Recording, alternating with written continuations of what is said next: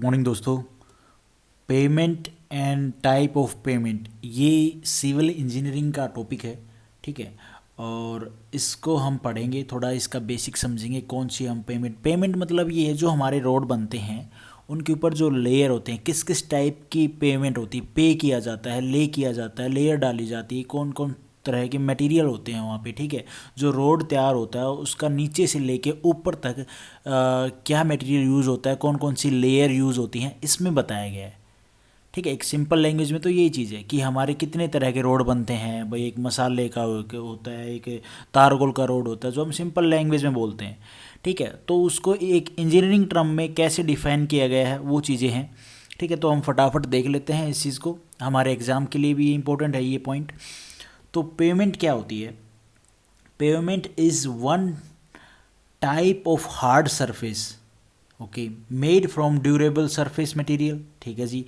हमारा पेमेंट क्या होता है कि हार्ड सरफेस होता है जो ड्यूरेबल जो मटेरियल होते हैं, सरफेस मटेरियल, उनसे बना होता है, laid down on an area that is intended to carry vehicular और फुट ट्रैफिक।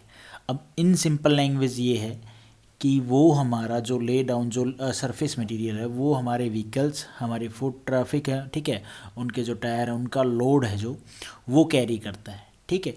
उसके बाद जो पेमेंट के ऊपर, उसके बाद क्या है, its main function is to distribute the applied vehicle load to the subgrade through different layer. अच्छा जी, लेयर भी हम पढ़ेंगे। जो हमारी रोड बनती है उसमें डिफरेंट डिफरेंट लेयर डाली जाती हैं। पहले मिट्टी डाली जाएगी, फिर उसको भाई कॉम्पैक्ट किया जाएगा, फिर उसको दूसरी लेयर आएगी, तीसरी लेयर आएगी। उन लेयर्स के नाम भी है, मैं आपको आगे बताऊंगा। तो क्या होता है कि जब सरफेस के ऊपर जब हमारा रोड तैयार हो जाता है तो उसके ऊपर जब व्हीकल्स का लोड डलता है तो वो लोड नीचे धरती में ट्रांसफ़र करने के लिए डिफरेंट डिफरेंट लेयर के थ्रू वो ट्रांसफ़र होता है, ठीक है। अब ऐसा नहीं है कि आप डायरेक्ट वो लेयर डाल दो, वो टूट जाएगी, ब्रेक हो जाएगी। इसीलिए हमें ये जो लेयर वाइज रोड को बनाया जाता है, लेयर वाइज मटेरियल डाला जाता है, उसके बाद उसको जो हमारा लास्ट जो स्टेप होता है वो भाई सीमेंट कंक्रीट का है या बिटुमेंस का है, उस तरह से वो डाला जाता है। अगर डायरेक्ट डाल दोगे तो उसकी लाइफ बिल्कुल नहीं होती, और जो इस लेयर वाइज डाला जाता है उसकी लाइफ बहुत होती है, ठीक है। The road payment should provide sufficient skid resistance. भाई आपका जो व्हीकल हैं उनको रिपटने से, सिंपल स्कीडिंग करने से बचाता है, ठीक है। जो हमारे रोड पेमेंट होती हैं वो प्रॉपर राइडिंग क्वालिटी होती है। आपकी जो व्हीकल्स आपके जो व्हीकल हैं उनकी जो पकड़ होती है रोड पे वो अच्छी होती है, ठीक है। प्रॉपर राइडिंग की जा सकती है, बाइक होगी, गाड़ी होगी, वो प्रॉपर चलती हैं उस पर। फेवरेबल लाइट रिफ्लेक्टिंग करेक्टरिस्टिक्स, ठीक है जी। एंड लो नॉइस पोल्यूशन, भाई अच्छा रोड होगा तो पोल्यूशन कम होगा एक तो। दूसरा क्या है, जो व्हीकल है उनकी जो आवाज़ है वो कम आएगी। एक ज़्यादा गड्ढे होंगे तो गड़ गड़ गड़ करके चलेंगे, ठीक है, वो चीज़ है। और जो ये पेमेंट के द्वारा डिज़ाइन किया जाता है, रिक्वायरमेंट जो रोड की है वो क्या है, उनकी एक तो लाइफ लॉन्ग होती है, ठीक है। लॉन्ग डिज़ाइन लाइफ से हिसाब से इसको डिज़ाइन किए जाते हैं रोड्स को, लो मेंटेनेंस कॉस्ट उसके हिसाब से बनाए जाते हैं। और smooth surface to provide comfort to road user even at high speed. भैया हाई स्पीड में व्हीकल चल रहा है तो भी कंफर्ट हो व्हीकल, जो पैसेंजर जो बैठे हैं गाड़ी में उनको, ठीक है। इसीलिए हमारे पेमेंट की रिक्वायरमेंट होती है। और अगर सिंपल लैंग्वेज में ये कह लो कि जो हमारे रोडे पत्थर हैं उनके ऊपर एक लेयर डालना, एक या दो लेयर डालना जो हमारा बिल्कुल प्लेन सरफेस कर देगी रोड का, वो हमारी पेमेंट। और सिंपल लैंग्वेज में तो इससे ज़्यादा मैं क्या बताऊं। लेकिन उस जो लेयर होती है, जो हमारे एग्रीगेट जो रोडे पत्थर है उनके ऊपर जो ये लेयर डालते हैं, ये भी कई तरह की डलती है। पहले एक कोट आएगा, फिर दूसरा कोट आएगा, फॉर स्मूथ करने के लिए रोड को। ये चीज़ें जो आगे बताई गई हैं चीज़ें वो हम देखेंगे फटाफट। उसके बाद है टाइप ऑफ पेमेंट। भाई कितने तरह की पेमेंट होती है, ठीक है। Payment can be classify based on structural performance. तो टू टाइप की होती है, flexible payments and rigid payments. और जो ये फ्लेक्सिबल पेमेंट है ये हम पहले करेंगे, उसके बाद हमारी रिजिड पेमेंट। जो ये फ्लेक्सिबल पेमेंट है इसको हम बिटुमेंस रोड भी कहते हैं, ठीक है। और जो फ्लेक्सिबल पेमेंट है हैविंग लेस फ्लेक्सरल स्ट्रेंथ होती है, एक्ट लाइक फ्लेक्सिबल जो सीट होती है ना हमारी, जैसे लोड यहाँ पे पड़ा तो इससे यहाँ पे मुड़ गई, थोड़ी सी दब गई नीचे, ऐसे फ्लेक्सिबल होती है, ठीक है। इनका जो इस पे जो लोड आता है वो ट्रांसफ़र किया जाता है ग्रेन टू ग्रेन। हमारे जो बिटुमेंस होते हैं उनकी जो लेयर बनती है जो लोड है वो ग्रेन टू ग्रेन ट्रांसफ़र होता है और उसके थ्रू उनके थ्रू फिर कहाँ पे जाता है, हमारा एग्रीगेट पे जाता है और उसके थ्रू फिर ग्रैंगुलर जो हमारा स्ट्रक्चर है नीचे ट्रांसफ़र हो जाता है लोड, ठीक है। और फिर आती है हमारी ये रिजिड पेमेंट। देखो रिजिड पेमेंट का ऐसा होता है जो व्हील लोड है are transferred to subgrade soil by flexible strength of the pavement and pavement acts like rigid plate, cement concrete road जिनको हम बोलते हैं, समझ रहे हो। सबग्रेड जो होता है ना, जो नीचे हमारे सबग्रेड जो लेयर है उसके ऊपर डायरेक्ट लोड जाता है, समझ रहे हो आप। आगे आपको और भी अच्छे से मैं ट्राई करूँगा डिफाइन करने की लेयर वाइज कि किस तरह से ये जो लोड है ये ट्रांसफ़र होता है, जो हमारी फ्लेक्सिबल पेमेंट है उसके केस में और जो हमारी रिजिड पेमेंट है उसके केस में। इतनी बात जान लो, फ्लेक्सिबल पेमेंट हमारी यूँ कह लो बिटुमेंस रोड होती है मान कह लो, और रिजिड पेमेंट हमारी सीमेंट कॉन्क्रीट रोड होती है, ठीक है। जो आपने अगर रोड पे देखा हो ब्लैक कलर के जो रोड होते हैं ना, आपने देखा हो अपने इंडिया में मैक्सिमम वही है, ब्लैक कलर के जो आपने देखा होगा जो सरफेस होता है रोड का वो हमारी होती है फ्लेक्सिबल पेमेंट। और आपने थोड़ा सा ब्राउन या थोड़ा वाइट जो हमारे कंक्रीट होता है उस कलर का जो रोड देखोगे वो हमारा होता है रिजिड पेमेंट, सीमेंट कंक्रीट जो रोड होते हैं वो होते हैं। अब सबसे पहले हम फ्लेक्सिबल पेमेंट देखते हैं। जो व्हीकल स्ट्रेस है is transfer to subgrade through, ये गेन नहीं ग्रेन आएगा, grain to grain contact of the aggregate through the granular structure, ठीक है। आगे लेयर है, मैं लेयर से आपको अच्छे से समझाता हूँ। This type of road have less flexible strength, act like a flexible sheet, bituminous road इसको हम बोलते हैं, ठीक है जी। थ्योरी इतनी हो गई। In the construction of flexible roads mainly bituminous material are used. जो आप ब्लैक तारकोल, अपन तारकोल सिंपल लैंग्वेज में ये कहते हैं भाई तारकोल वाला रोड लेयर रोड बन रहा है, जो तारकोल मिला के और फिर उसमें बिटुमेंस और रोडी पत्थर बारीक जो रोडी मिला के जो लेयर डाली जाती है वो हमारी फ्लेक्सिबल पेमेंट होती है। एक चीज़ और मैं बताऊं, फ्लेक्सिबल पेमेंट में नंबर ऑफ लेयर ज़्यादा होती हैं as compared to rigid pavement. आप लोग ये देखो फ्लेक्सिबल पेमेंट की जो लेयर वाइज मैंने बनाई है, जो हमारी लेयर डलती हैं और फिर हमारी फ्लेक्सिबल पेमेंट डलती है, रोड बनता है, उसकी ये एक डिज़ाइन है, स्ट्रक्चरल डिज़ाइन उसके ऊपर है। देखो कौन कौन सी लेयर होती है। सबसे पहले हमारी सब ग्रेड होती है, पहले तो बेस होता है भाई, रोड किसी पे तो बनेगा ना, पहले तो बेस होगा, फिर हमारी सब ग्रेड होती है। इसमें मैं बताऊंगा क्या होता है सब ग्रेड में, क्या होता है सब बेस में, क्या होता है बेस कोर्स में कौन से ग्रेड डलते हैं, ब्लेंडर कोर्स क्या होता है, ब्लाइंडर कोर्स, ठीक है। फिर यहाँ पे ये जो सील कोट है, प्राइम कोट है, सरफेस कोर्स है, टैग कोट है, ये क्या इनमें क्या यूज़ होता है वो भी मैं आपको बताऊंगा। फिलहाल आप इतना एक बार डिज़ाइन देख लो।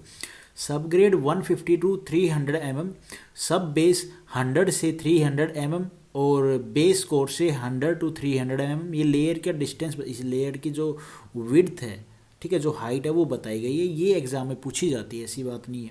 और आप इस तरह से सेकंड पेपर में अगर इस तरह से आप थोड़ा सा दिखाते हो तो वो चीज़ें और भी आपके मार्क्स गेन करने में बेनिफिट देती है। ब्लाइंडर कोर्स में 50 टू 100 में, ऊपर होती है हमारी 25 से 50 mm तक, ठीक है। यहाँ पे मैंने लिखा हुआ है कॉम्पैक्टेड सब ग्रेड 150 से 300 mm, सब बेस कोर्स जो हमारा है वो 100 से 300 mm, बेस कोर्स 10 से 300 mm, प्राइम कोट होता है, ये तो छोड़ दो, ये प्राइम कोट ऊपर है, सबसे ऊपर लेयर आएगी, ठीक है। उसके बाद बेस कोर्स हो गया, फिर सरफेस कोर्स भी आएगा और ये फिर हमारा ब्लाइंडर कोट जो मैंने ऊपर लेयर वाइज आपको बता रखा वो देख लो। तो सील कोट ये है। अब आते हैं हम, ये तो आपने लेयर वाइज देख लिया फ्लेक्सिबल पेमेंट के केस में, भाई ऐसे ऐसे रोड बनता है। अब मैं आपको बताता हूँ कि ये जो सब ग्रेड है, सब बेस है, इनमें क्या डलता है। सबसे पहले जो आपको ये, भाई यहाँ पे तो हमारी अर्थ है ही, ठीक है, चाहे नीची है चाहे ऊंची है वो अलग चीज़ है, वो तो लेवल की जाती है, अलग चीज़ बात है, सर्वेइंग के हिसाब से कि यहाँ रोड का लेवल कितना होगा वो चीज़ अलग है। हमारा हो गया सबसे नीचे जो बेस। अब यहाँ पे हमने सब ग्रेड डालनी है। सब ग्रेड क्या होती है, जो टॉप सोइल होती है, ठीक है, और subgrade is a layer of natural soil prepare to receive the stress from the layer above. ये हमारी नेचुरल जो सोइल होती है वो है, जो नेचुरल सॉइल, भाई अगर यहाँ पे रोड बना रहे हैं, यहाँ पे भाई गहराई ज़्यादा है तो वहाँ पे क्या उसकी फीलिंग की जाती है, उसके हिसाब से कितना रोड का लेवल है, तो हमारी जो बालू मिट्टी होती है वो डाली जाती है, वो जो लेयर आती है उसको भी तो कॉम्पैक्ट किया जाता है ना रोलर के द्वारा। तो वो जो लेयर होती है 150 से 300 वो उसको हम बोलते हैं सब ग्रेड। उसके बाद है हमारी सब बेस और बेस कोर्स। इन दोनों लेयर में हमारे आते हैं एग्रीगेट। अब एग्रीगेट हमारे रोड़ा पत्थर, जो मैं आपको सिंपल लैंग्वेज में बता रहा हूँ, ठीक है। अब इनका होता है साइज़ अलग अलग। अब ये चीज़ यहाँ पे साइज़ वाला मैं नहीं बताऊँगा, एग्रीगेट की मैंने अलग से वीडियो डाल रखी है, उसमें आपको पता चल जाएगा। और रोड और एरिया के हिसाब से साइज़ डिसाइड किए जाते हैं एग्रीगेट का। तो यहाँ पे यूँ समझ लो, जो बेस सब बेस में क्या होता है, कोर्स एग्रीगेट डाले जाते हैं, और जो बेस कोर्स होता है इसमें हमारे फाइन एग्रीगेट डाले जाते हैं, ठीक है। ये जो लेयर होती है एग्रीगेट की, ये 100 से 300 mm होती है, और ये वाली 100 से ये भी 300 mm ही होती है, ठीक है। बाकी जो डिज़ाइन किया जाता है उसके हिसाब से लेयर भी इनका जो लेंथ, जो ये हाइट है, ये चेंज होती रहती है, वो अलग चीज़ है। लेकिन एक कॉमन स्टैंडर्ड जो हमारा डाटा हम बुक्स में पढ़ते हैं वो चीज़ है। उसके बाद अगर हम बेस कोर्स में बात करें तो इसमें हमने भाई पढ़ा कि भाई फाइन एग्रीगेट यूज़ करते हैं, जो हमारे क्रस्ट स्टोन होते हैं, ठीक है, क्रस्ट स्लग होती है, और अदर अनट्रीटेड और स्टेबलाइज मटेरियल्स होते हैं जो इसमें हम यूज़ करते हैं। दूसरा एक चीज़ है, यहाँ पे जो हम एग्रीगेट यूज़ करेंगे वो इनसे छोटे होते हैं, और ठीक है, वो क्रश्ड होते हैं। एक और चीज़, इस फ्लेक्सिबल पेमेंट में हम ये एग्रीगेट वाली लेयर क्यों यूज़ कर रहे हैं? भाई ड्रेनेज कहाँ से होगी इसकी? मान लो बारिश का जो पानी आता है होप के ऊपर बनाया जाता है, ड्रेनेज के लिए स्लोप दी जाती है, पानी यहाँ से निकल जाए, लेकिन फिर भी रोड पे अगर कुछ पानी रहता है तो वो इन एग्रीगेट के थ्रू सोइल में चला जाए, ठीक है, वो चीज़ है। ये चीज़ आप माइंड में अपने रखना भाई थोड़ा सा। तो उसके बाद हम यहाँ पे बात करेंगे ब्लाइंडर कोर्स की। अब पहले हम पढ़ते थे क्या, एक सरफेस कोर्स आता था, ठीक है। तो इसकी अगर थ्योरी में बात करें ना, तो जो ये layer provide the bulk of asphalt concrete structure, it chief purpose is to distribute load to the base course. यहाँ पे बेस कोर्स पे लोड ट्रांसफ़र करने के लिए इसका मेन पर्पज़ यूज़ किया जाता है। The binder course generally consist of aggregate having less asphalt and doesn't require quality as high as the surface core. Quantities of surface water into the underlying base, sub base और subgrade, वहाँ पे ये हमारा जो drainage है, जो पानी है, उसको easily ट्रांसफ़र करता है लेयर टू लेयर वाइज, ठीक है। और it must be tough to resist the distortion under traffic and provide a smooth and skid resistance riding surface. ये जो हमारी सरफेस कोर्स लेयर है, ये वाली लेयर की ये बाद हम यहाँ पे जो ये प्राइम कोट है ना, इसकी बात करेंगे। ये जो इस लेयर पे बेस कोट से जस्ट ऊपर, यहाँ पे ये प्राइम कोट का क्या कोई फंक्शन है? बिल्कुल देखते हैं। देखो, prime coat is an application of low viscous cut back bituminous absorbent surface like granular base on which binder layer is placed। ये वाली जो लेयर हमारी, अब यहाँ पे क्या है, जो प्राइम कोट डाला जाता है क्योंकि जो बाइंडर कोट्स है ये अच्छे से पकड़ कर लें, सेट हो जाएं, ठीक है। अच्छा जी, ये चीज़ हो गई।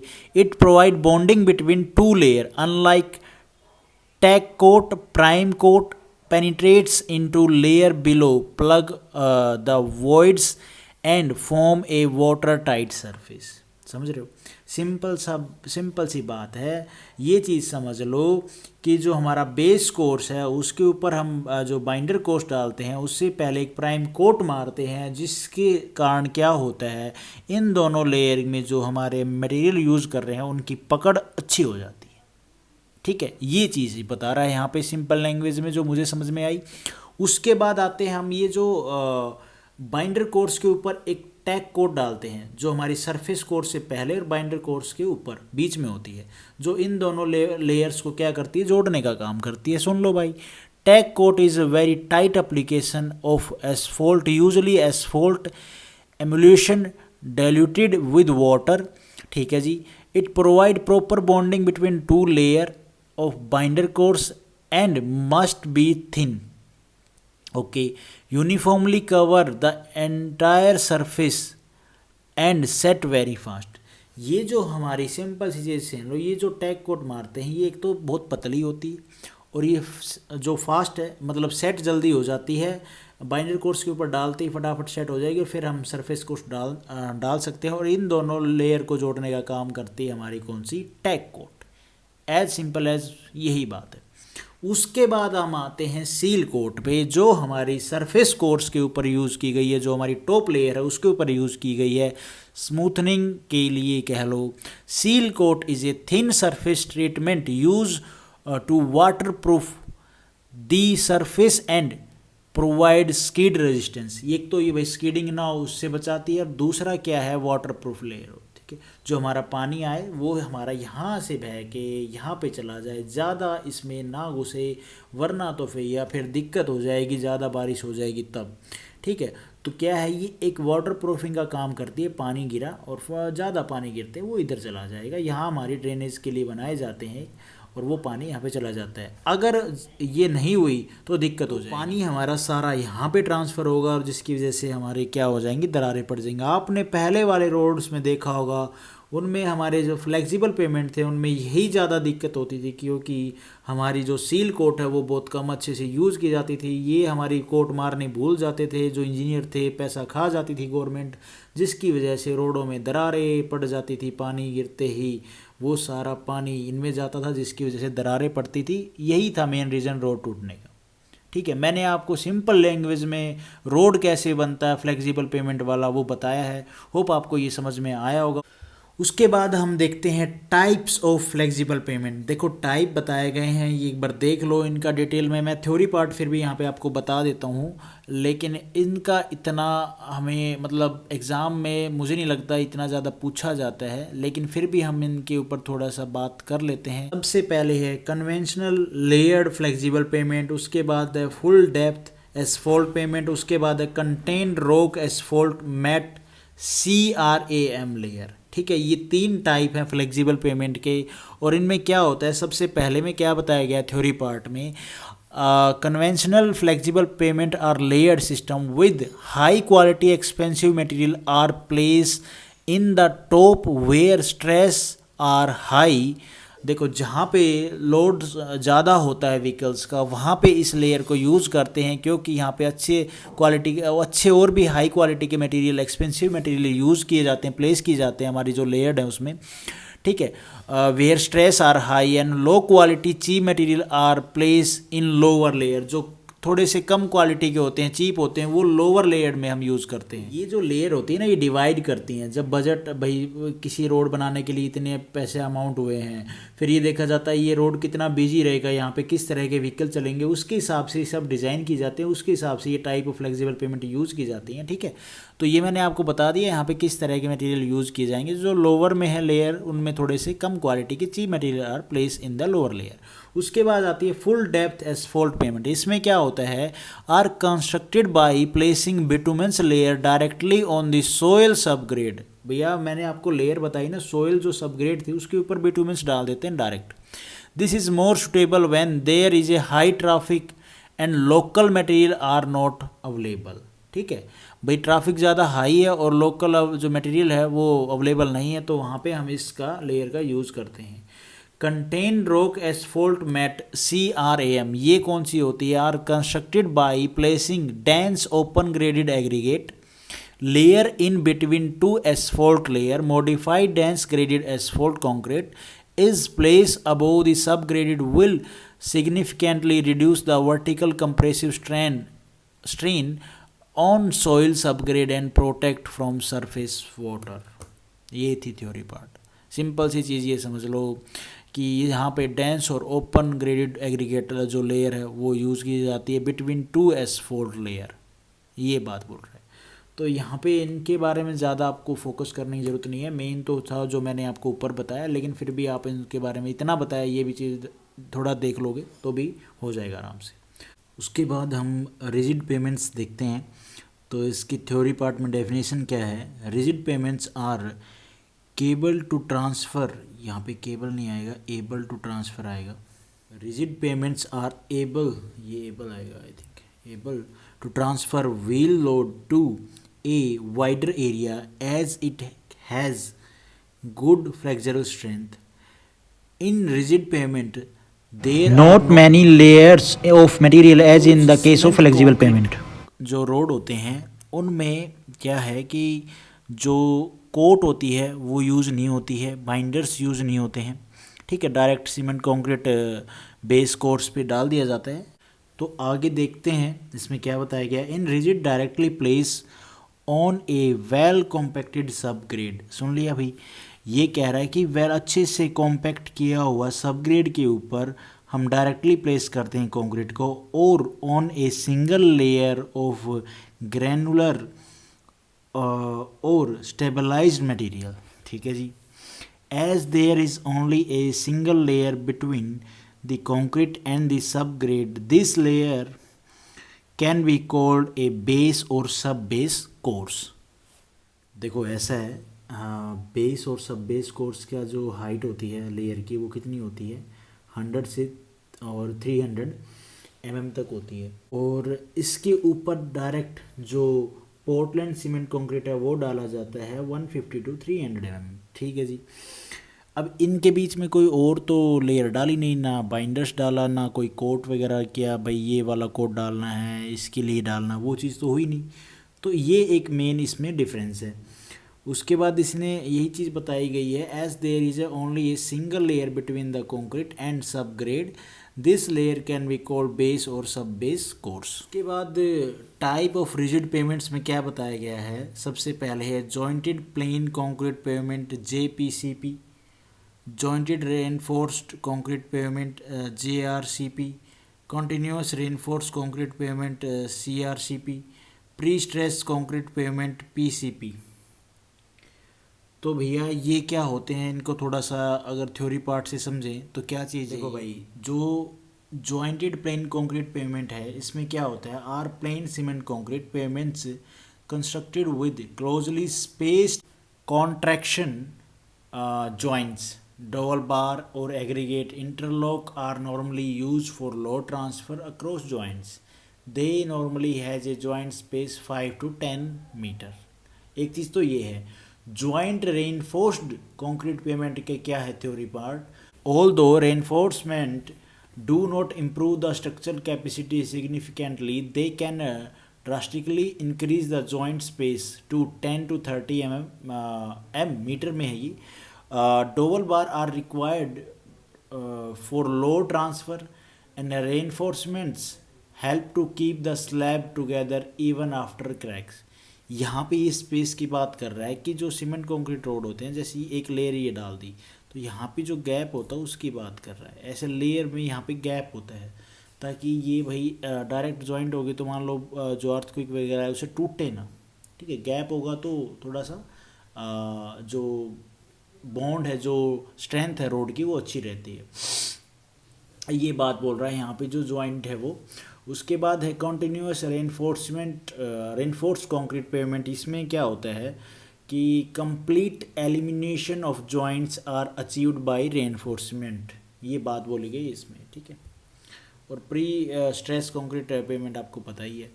तो यही था ये पेमेंट के बारे में बेसिक सी बातें जो हमने की, थोड़ा सा बेसिक जाना, ज़्यादा तो नहीं। जो थ्योरी पार्ट में जो लिखा हुआ था मैंने वही चीज़ें आपको बताई हैं। Thank you for watching this video आपको ठीक लगी तो लाइक करना, और थोड़ी बहुत आपको ये लगा कि हाँ इन्फॉर्मेशन मिली है तो भाई चैनल को सब्सक्राइब करना।